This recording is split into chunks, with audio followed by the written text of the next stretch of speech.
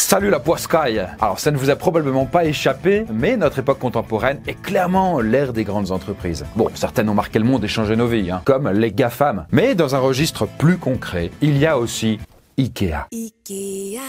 Qui meuble une partie non négligeable de notre planète depuis plus d'un demi-siècle et qui a su conserver une image assez jeune malgré ses 80 balais. Ah bah tu vois, je suis justement posé dans mon canapé Ikea pour mater la vidéo. Bah ça c'est pas étonnant. Et pourtant, croyez-moi que c'était pas gagné. Ah oui, parce que le mystérieux et charismatique créateur d'Ikea, mort il y a peu, est passé par bien des galères pour faire de sa petite entreprise le géant qu'elle est aujourd'hui. Il est parti de presque rien, il a dû se décarcasser pour transformer des situations catastrophiques en succès retentissants. D'ailleurs des succès qui sont toujours au rendez-vous puisque l'enseigne compte 422 magasins, plus de 200 000 employés partout dans le monde et a enregistré un chiffre d'affaires de plus de 45 milliards d'euros en 2021.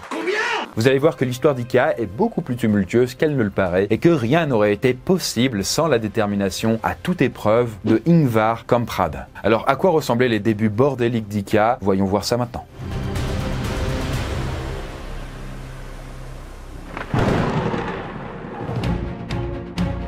Notre histoire commence dans la campagne suédoise avec un petit garçon qui s'appelle Ingvar et qui a un goût très prononcé pour les affaires. D'ailleurs, il lance son premier business à l'âge vénérable de 5 ans. Oui, voilà, du coup, il est plutôt du genre précoce. Et donc, comme vous pouvez vous en douter, ce n'est pas non plus incroyable. À cet âge-là, quand même, faut pas déconner. En fait, il vend des allumettes en faisant du porte-à-porte. Mais il faut croire que cette expérience l'a quand même marqué, parce qu'il dira plus tard... Ce n'était pas le Pérou, mais quelle sensation délicieuse que de réaliser des bénéfices. Vous l'avez compris, dès son plus jeune âge, Ingvar, il aime la tunasse. Je dors avec mes lunettes, à côté, il y a une liasse d'argent, tu vois ce que je veux dire? Il a cette petite fibre commerciale, qui ne le quittera jamais. Et d'ailleurs, jusqu'à l'adolescence, il enchaînera les petites affaires du même genre. Il vendra des graines, des stylos, des gommes, des trombones, des crayons, bref, tout un tas de bricoles plus ou moins utiles et qui vont lui apprendre les ficelles du métier. Oui, je vous rappelle quand même, on est dans les années 40, le numérique là n'est pas près d'arriver et toutes les fournitures de bureau sont essentielles. Bref, à force d'expérience, Ingvar comprend qu'il est fait pour vendre des trucs et il va décider du coup de passer aux choses sérieuses en fondant sa propre société qu'il nommera Ikea. Et ce n'est pas un nom au hasard. Tout à fait, Ingvar est suédois. Plus précisément, il est originaire d'un petit hameau qui s'appelle Elmtarid, situé non loin de la ville d'Agunarid. Pour le nom de sa société, il choisit les initiales I pour Ingvar, K pour Kamprad. Il accole à ces deux lettres la première lettre de sa ferme, puis celle de sa ville, E pour Elmtarid et A pour Agunarid. Et tout ça, bout à bout, nous donne Ikea. Ingvar ne le sait pas encore, mais cette entreprise qu'il fonde à l'âge de seulement 17 ans deviendra un énorme mastodonte. Ouais, enfin j'imagine qu'à ce moment-là, on en est loin. Oh que oui. Ingvar est un adolescent qui travaille depuis la petite ferme familiale, dans laquelle il habite toujours. Il entasse sa marchandise dans une petite annexe, et pour vendre, il enfourche son vélo et va de ferme en ferme pour écouler toutes les merdouilles qu'il a en stock. Et on peut dire que ça marche puisque les fermiers sont bien contents de ne pas avoir à se déplacer en ville pour acheter des petites bricoles utiles. Ah, Amazon avant l'heure. Dans une certaine mesure. Mais quoi qu'il en soit, tout faire tout seul devient assez chaud. Mais Ingvar va trouver un nouvel allié pour l'aider dans sa petite entreprise. Cette personne, c'est le laitier du coin qui fait régulièrement la tournée des fermes pour ses livraisons. Ingvar va du coup profiter de sa tournée pour lui demander de faire quelques livraisons au passage, pour son propre compte évidemment. Mais attends, s'il a pas de boutique, comment il fait pour avoir des clients et communiquer avec eux? Il a bricolé un catalogue qu'il distribue partout dans la région et dans lequel il présente ses produits. Pour chaque article, il y a une image de l'objet, sa référence et son prix. Alors ça peut paraître simple, mais je vous rappelle que l'informatique n'existe pas encore. Et que Ingvar, lui, il a peu de moyens. Et tout ça, ça se fait à coups de dessins, de photos, de petits paragraphes vantant les mérites des articles et qui sont rédigés par Ingvar lui-même. Et ça, il ne le sait pas encore, mais ce petit magazine deviendra le futur catalogue Ikea, tiré à des millions d'exemplaires et distribué partout dans le monde. En plus de ça, il gère lui-même ses stocks, sa comptabilité, ses commandes, etc. Et comme il ne vit pas de sa boîte, en parallèle, il bosse comme commercial pour d'autres entreprises. Ah ouais, le mec est un véritable homme orchestre. Ça, c'est le moins qu'on puisse dire. Ceci dit, en quelques années, les affaires d'Ikea vont décoller. Désolé, mais j'ai un peu de mal à comprendre pourquoi ça marche. Après tout, Ingvar vend plutôt des choses banales, non? Certes, mais il le fait d'une manière quasi inédite pour l'époque, la vente par correspondance. Son catalogue lui sert de vitrine et permet aux clients de commander puisque dedans, il y a des bons de commande. Et Ingvar expédie ensuite directement les commandes depuis sa ferme. Quand ce n'est pas le laitier qui s'en occupe. Et donc ça permet à ses clients de ne pas avoir à se déplacer pour acheter et surtout, ça permet de proposer les produits les plus bas du marché, ni plus ni moins. Et oui, Ingvar a compris très jeune que pour vendre, il fallait être celui qui propose les prix les moins chers. En plus d'imposer aux clients une contrainte de déplacement, avoir une boutique, c'est devoir acheter des locaux ou payer un loyer et des vendeurs. Ces choses auront fatalement un coût qui se répercutera forcément sur le prix de vente de l'article. Ingvar a un autre as dans sa manche, parce que pour économiser, il court-circuite toute la chaîne d'approvisionnement classique. En fait, il achète ses produits directement aux fabricants, ça évite de passer par plein de fournisseurs et de revendeurs divers qui prendront leur petite commission au passage et feront gonfler le prix de vente. Ah, c'est malin. Bah ouais, et c'est pour ça qu'après des années de galère et pas mal de kilomètres à vélo dans la cambrousse suédoise, Ingvar parvient enfin à rentabiliser ses activités. Il va même ajouter de nouveaux produits dans son catalogue. Après, il ne le sait pas, mais ces nouveaux articles vont changer le cours du temps et remettre en question les fondements même de sa conception du monde. Mais tu vas pas un peu loin? Oui, peut-être.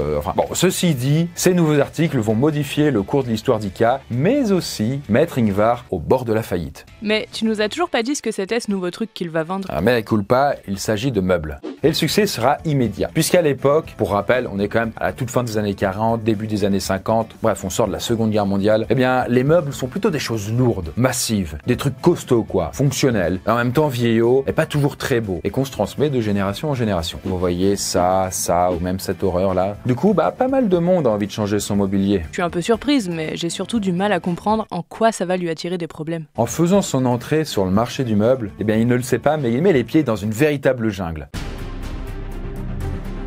En Suède, en fait, il y a beaucoup de forêts et donc de matières premières pour fabriquer des meubles. Et il y a pas mal d'entreprises de menuiserie et de fournisseurs de meubles dans la région. Or, si vous avez bien suivi ce que je vous ai dit, vous savez que Ingvar, il s'en bat les couilles, lui, des intermédiaires. Lui, il veut proposer directement aux clients quasiment, en fait, ses produits. Et à des prix, évidemment, bien bradés. Et donc, vous imaginez que les fabricants de meubles suédois voient d'un très mauvais œil l'arrivée d'IKEA sur le marché du meuble. Et leur réaction ne se fait pas attendre. Les divers vendeurs de meubles suédois vont donc s'unir pour tenter de couler IKEA et ruiner Ingvar, qui de son côté est en train de casser tous les prix. Et pour ça, ils vont organiser minutieusement le boycott de l'enseigne. Comment ça?